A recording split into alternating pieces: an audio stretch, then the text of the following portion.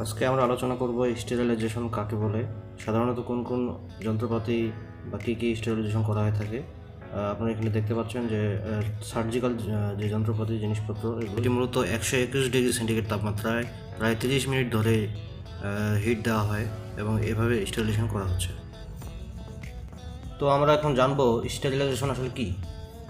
খাদ্যদ্রব্যকে টিনের কৌটা বা ক্যানে ভরে পাত্রসহ বা খালি পাত্র উচ্চ তাপমাত্রায় ফুটিয়ে জীবাণুমুক্ত করাকে স্টেরিলাইজেশন বলা হয়ে থাকে।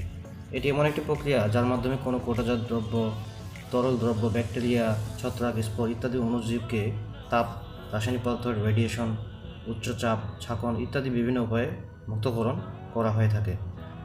এটি বিশেষ করে অণুজীব, স্পোর এবং ভাইরাস ধ্বংস করার জন্য ব্যবহৃত হয়। উপযুক্ত রাসায়নিক এজেন্ট বা তাপ, ভেজা বাষ্প দ্বারা সমস্ত অণুজীবের সম্পূর্ণ ধ্বংস করাই হচ্ছে একটি জীবাণুমুক্তকরণ প্রক্রিয়া বা স্টেরিলাইজেশন।